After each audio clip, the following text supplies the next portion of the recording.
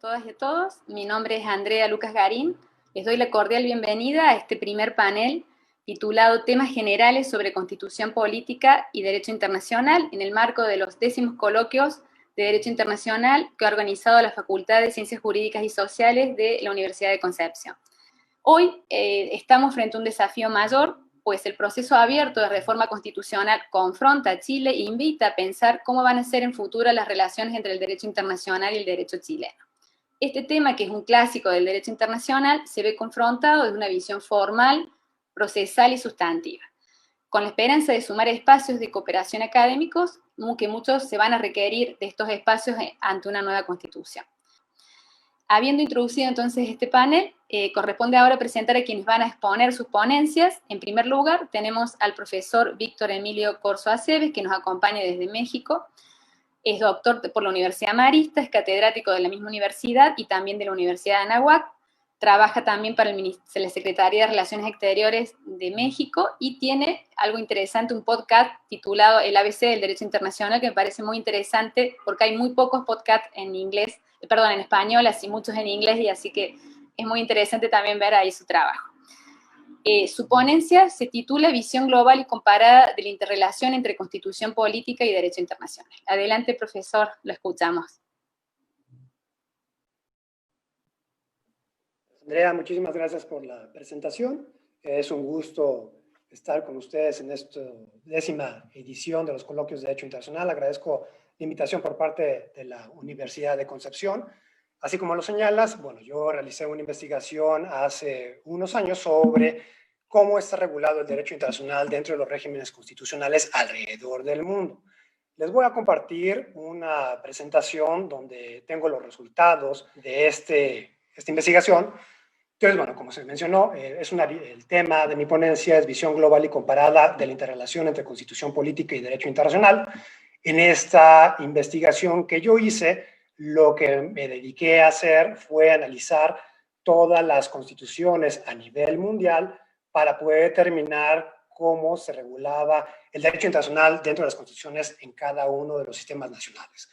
De esta investigación que realicé, después de analizar las 193 constituciones, los textos legales de los 193 miembros de las Naciones Unidas, resulté que el 52% no hace mención alguna al derecho internacional dentro de su texto constitucional y solamente el 48% de este universo sí hace una referencia. Entonces, gran parte de lo que sería la comunidad internacional no va a hacer un reconocimiento tal cual en la norma fundante dentro de su sistema legal de lo que sería el derecho internacional. Ahora, se vuelve un poco más interesante el darle un vistazo de cómo abordan aquellos estados que sí hacen una referencia al derecho internacional dentro de su constitución.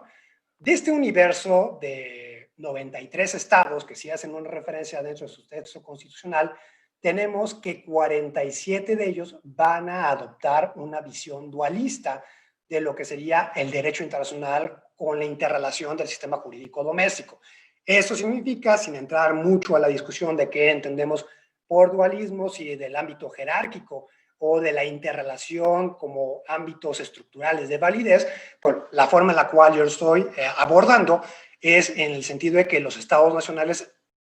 van a interponer una visión donde el derecho internacional va a ser un sistema ajeno al sistema nacional y por ende para poder aplicarlo en las Cortes Nacionales es necesario la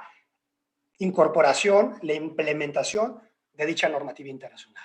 Aparte vamos a tener 41 estados que van a adoptar la visión monista, en ese sentido de que ya van a reconocer propiamente ya sea la supremacía del derecho internacional por alguna de las variantes, en el sentido de que reconocimiento de la potestad del derecho internacional de reconocer los límites territoriales, marítimos y aéreos propiamente del territorio del Estado, de la interrelación con las fuentes del derecho internacional, y solamente vamos a tener 5 estados que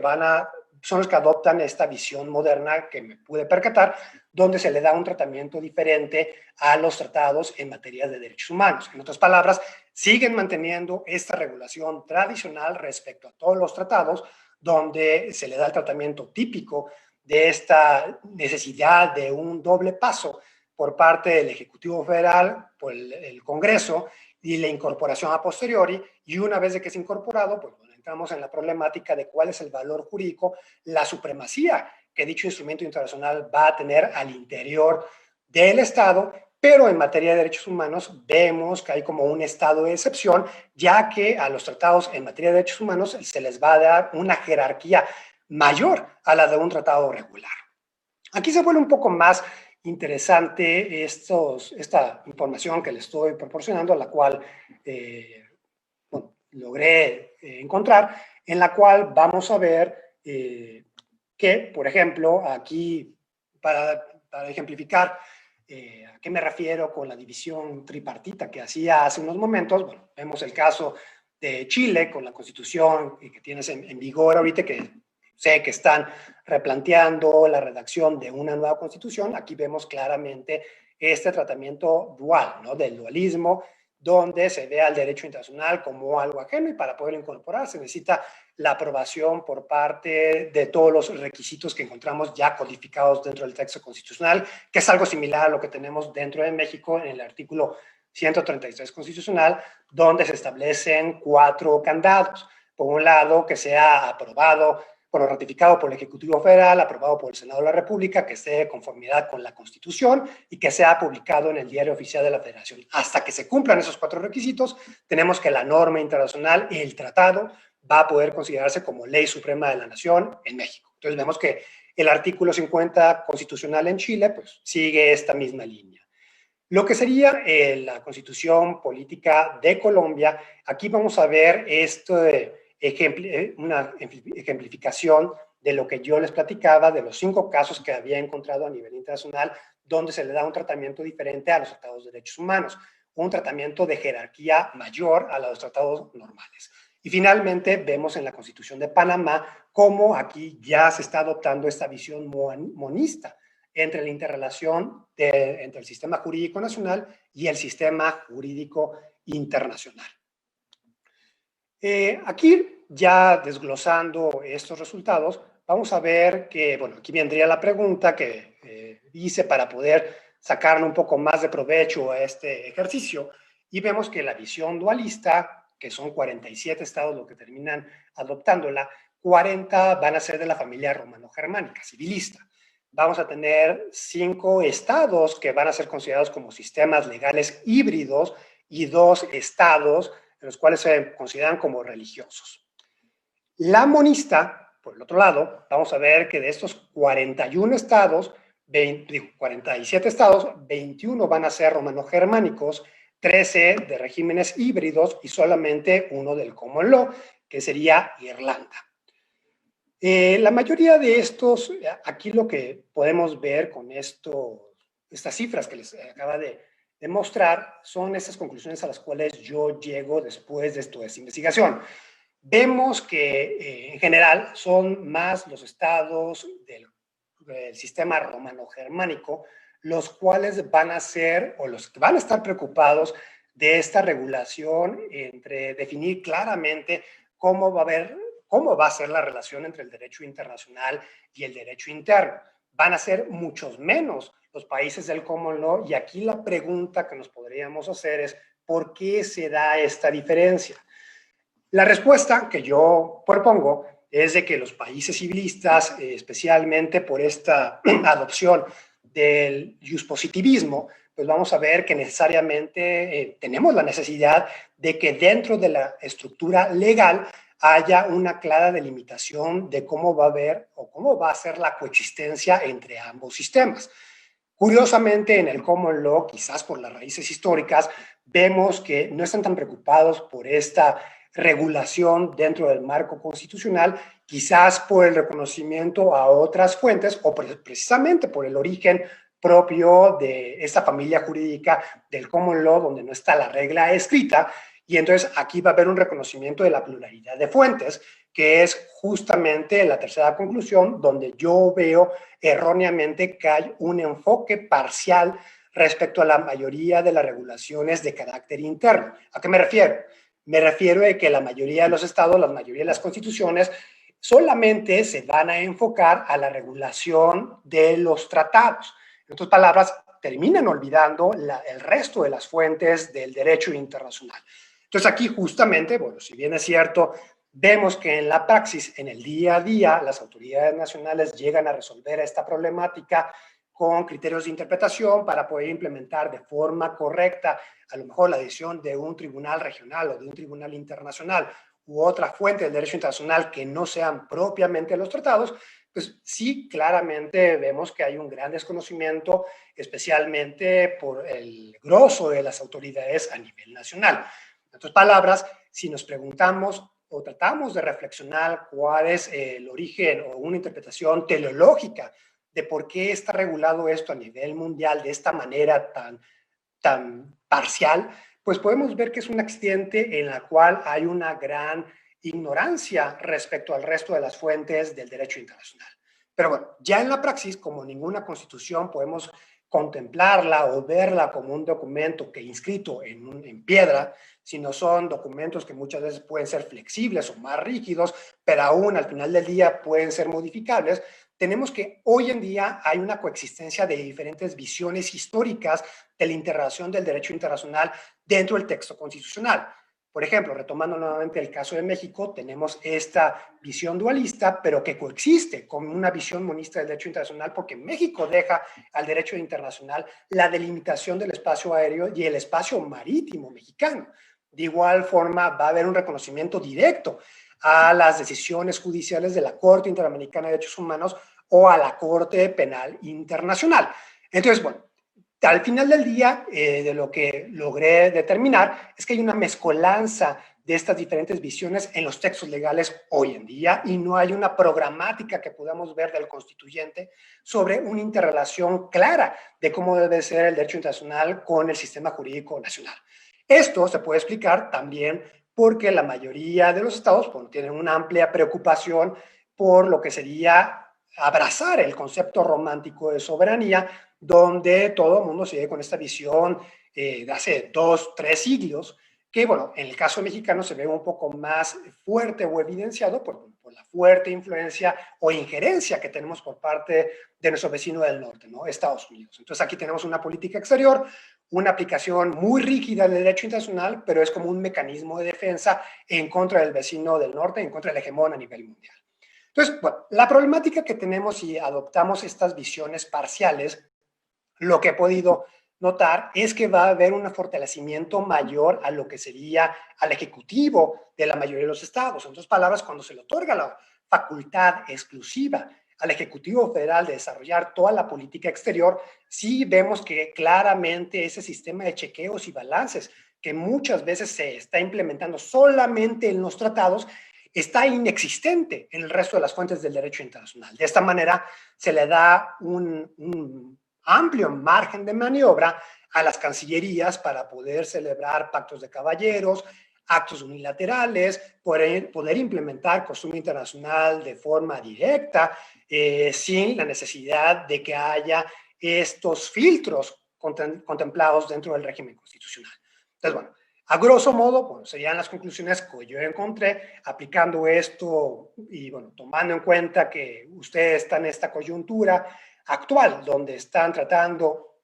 de crear este nuevo texto constitucional. Mi recomendación es no solamente enfocarse a lo que sería una fuente de derecho internacional, sino tener claramente claro cuáles serían las consecuencias si uno solamente se queda enfocando. Y también, si bien es cierto, comentaron los anteriores panelistas que debería uno enfocarse en la actualidad a criterios de interpretación, eso es cierto, pero claro, nunca hay que dejar de lado todo esta régimen o regulación desde lo que sería la norma fundante, considerando principalmente que es el origen casi de todos los males de todos los países romano-germánicos, donde debido a esta visión positivista, pues vemos que muchas veces caemos en esas encrucijadas, donde sí le damos una prioridad mucho mayor a la norma escrita y dejamos siempre de lado al resto de las fuentes y a todo el catálogo que tenemos de normas del derecho internacional.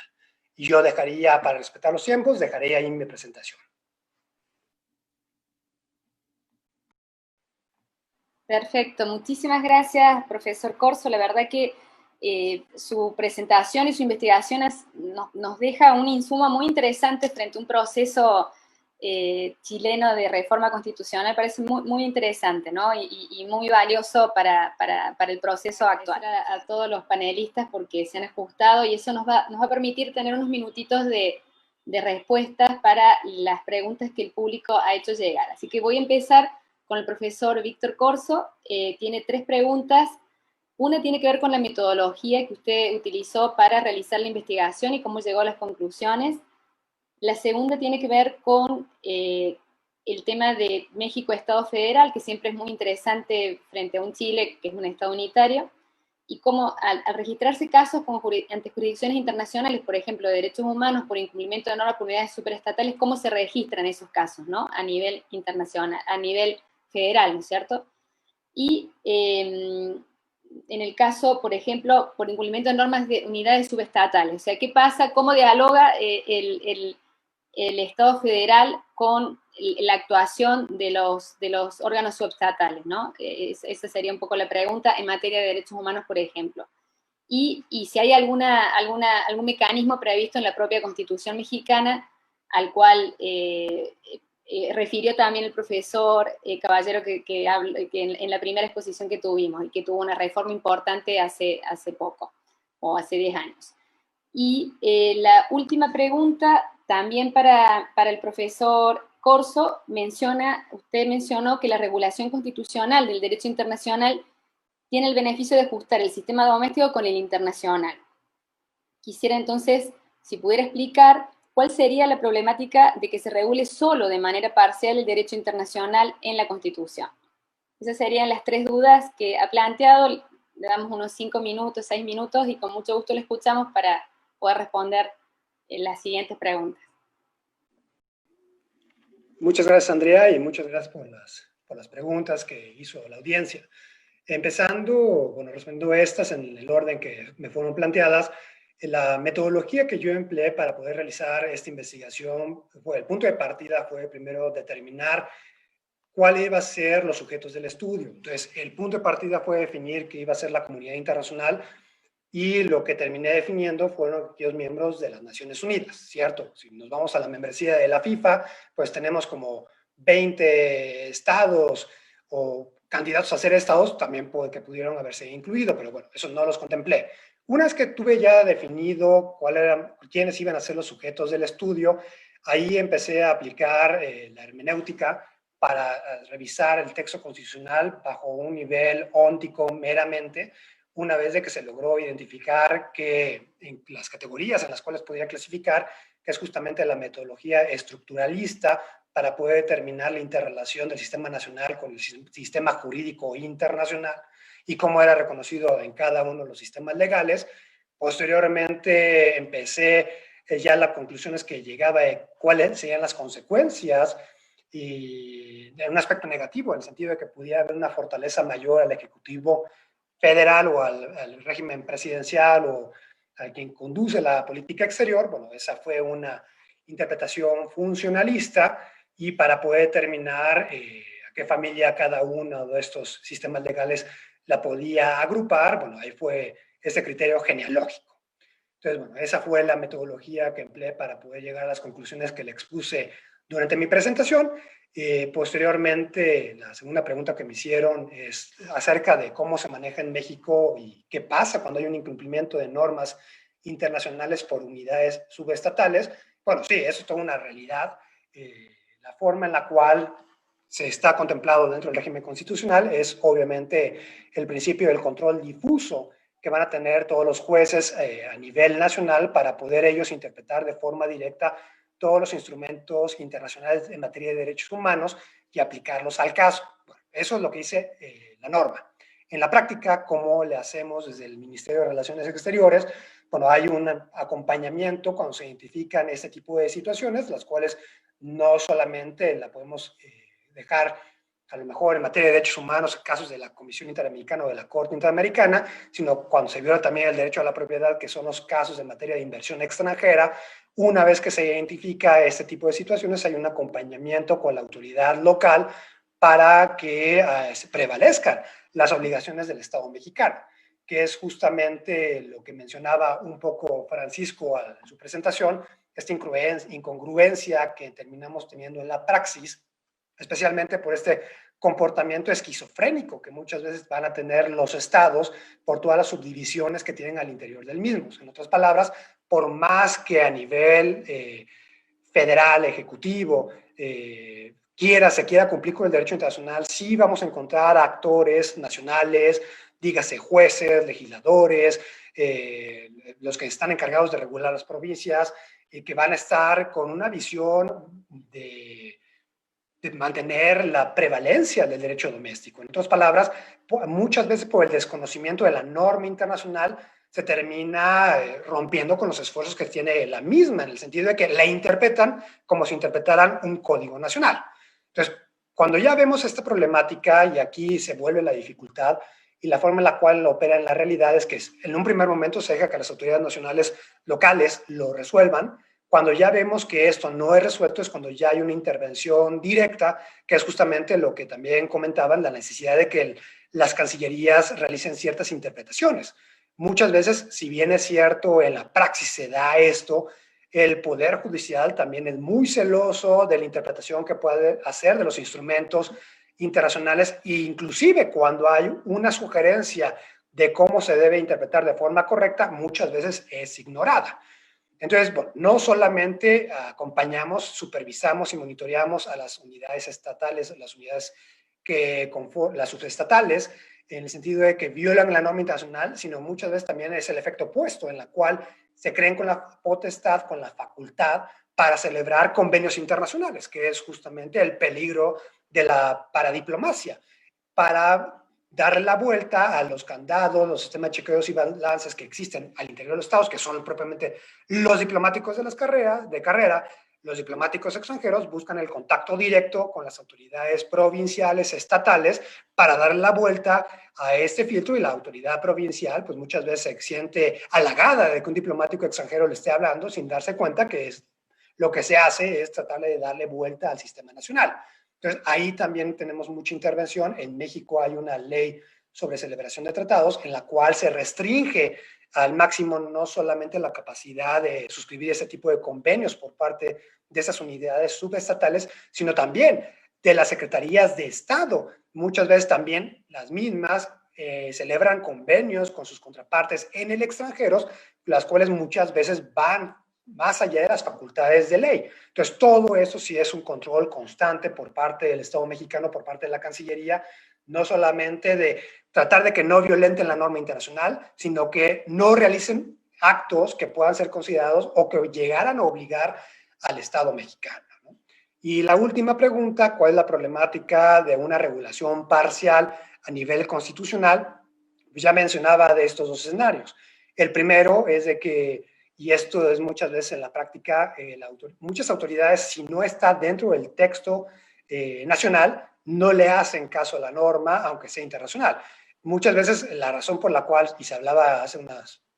el panel anterior, de la necesidad de implementar el nuevo Tratado de Libre Comercio entre México, Canadá y Estados Unidos.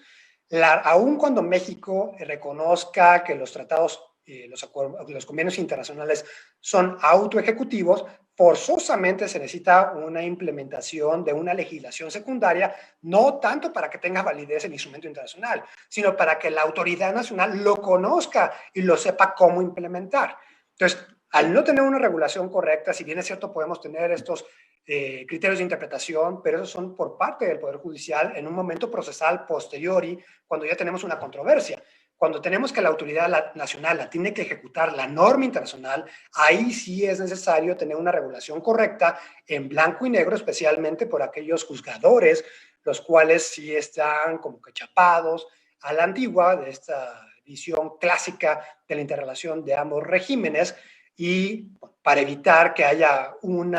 completo desconocimiento de la norma internacional, sí es necesario tener una regulación correcta, porque también puede suceder lo contrario. Si no tenemos una regulación correcta en la cual claramente se regule todas las fuentes del derecho internacional, tenemos lo que muchas veces el abuso por parte de las cancillerías, de los jefes de estados, de celebrar pactos de caballeros, y cuando aún el Congreso les pregunta que cuál es la validez jurídica de esa declaración conjunta que se pudiera hacer con otro país, muchas veces se dice que es una declaración política sin validez jurídica, pero ya haciendo un análisis estricto del derecho internacional, vemos que sí hay un efecto dentro de la esfera internacional. Y un ejemplo lo tuvimos el año pasado, finales del 2019, en la declaración conjunta México-Estados Unidos para tratar de detener la migración irregular proveniente de Centroamérica, donde sí se establecieron sendas obligaciones por parte del Estado mexicano por un lado y de Estados Unidos por el otro. Entonces, cuando se pregunta, tanto en el Congreso estadounidense, cuál es el valor jurídico,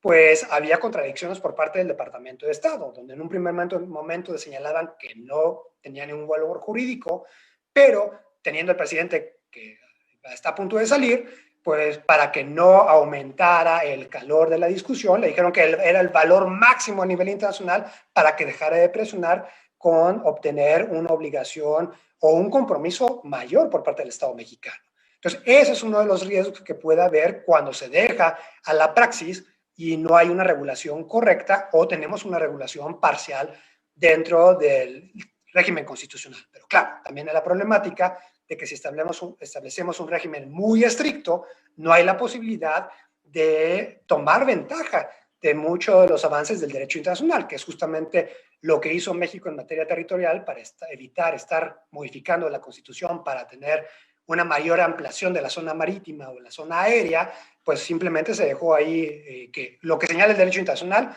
son los límites del Estado mexicano. Entonces, creo que hay que reconocer un justo balance, pero sí no se puede dejar esto al azar o a la praxis, porque sí es un tema muy importante, más para los países de familia romano-germánica como nosotros, donde se le da un peso muy fuerte a este positivismo jurídico. Muchísimas gracias, profesor Corso, ha sido muy completa y así ya nos ha agradecido en el chat por sus respuestas.